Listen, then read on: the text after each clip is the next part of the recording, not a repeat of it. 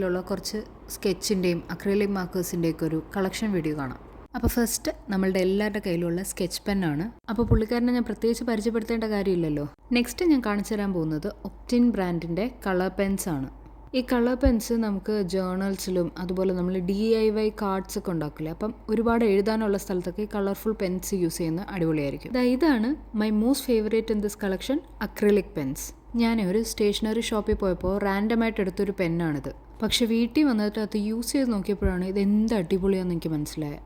ഇത് നല്ല പിഗ്മെൻറ്റഡും ആണ്. അതുപോലെ തന്നെ നമ്മൾ ഈ അക്രിലിക് പെയിൻറ് യൂസ് ചെയ്യുന്ന പോലെ ക്യാൻവാസിലോ പേപ്പറിലോ വുഡിലോ സ്റ്റോണിൽ വരെ യൂസ് ചെയ്യാം. നെക്സ്റ്റും ഒരു അക്രിലിക് മാർക്കറാണ്. പക്ഷെ അതിന് 2 സൈഡുണ്ട്, ഒന്ന് ഫൈൻ സൈഡും ഒന്ന് സോഫ്റ്റ് സൈഡും. ഇതും അത്യാവശ്യം നല്ല മാർക്കറാണ്.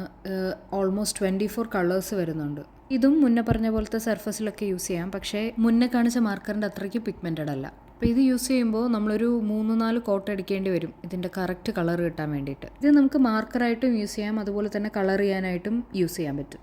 എനിക്കിതിൻ്റെ ഈ സൈഡ്, അതായത് സോഫ്റ്റ് സൈഡാണ് കുറച്ചും കൂടെ ഇഷ്ടം. കാരണം അത് കുറച്ച് കൂടുതൽ പിഗ്മെൻറ്റഡ് ആണെന്ന് എനിക്ക് തോന്നിയിട്ടുണ്ട്. നെക്സ്റ്റും ഡബിൾ സൈഡ് ആയിട്ടുള്ള ഒരു പെന്നാണ്. പക്ഷേ ഇത് അക്രിലിക് മാർക്കർ ഒന്നുമല്ല. ഒരു സൈഡിൽ നോർമൽ സ്കെച്ചും അടുത്ത സൈഡിൽ കളർ പെന്നും ആണ്. ഇതൊട്ടും പിഗ്മെൻറ്റഡ് അല്ല. അതുമല്ല, നമ്മൾ ആ ക്യാപ്പിൻ്റെ കളർ കൊണ്ട് എടുക്കുന്ന കളറായിരിക്കില്ല അത് നമ്മൾ യൂസ് ചെയ്ത് കഴിയുമ്പോൾ. ഇപ്പോൾ കാണിക്കാൻ പോകുന്ന ഈ ലൈറ്റ് ബ്ലൂ കളർ കണ്ട് നമ്മളെടുത്ത് യൂസ് ചെയ്ത് കഴിയുമ്പോൾ അതൊരു ഗ്രേ കളറായിട്ടാണ് വരുന്നത്. പക്ഷേ ഇത് അത്യാവശ്യം യൂസിനൊക്കെ നല്ലതാണ്. കാരണം ഇതിൽ പെന്നും ഉണ്ട്, സ്കെച്ചും ഉണ്ട്, അതുപോലെ തന്നെ കുറേ അധികം കളേഴ്സും ഉണ്ട്. ഇതിൽ ഞാൻ കാണിച്ചതെല്ലാം സ്റ്റോറിൽ നിന്ന് മേടിച്ചാണെങ്കിലും ഓൺലൈനിൽ എന്തായാലും ഇതെല്ലാം അവൈലബിൾ ആയിരിക്കും. അപ്പോൾ ശരി, അത്രയേ ഉള്ളൂ. ബൈ.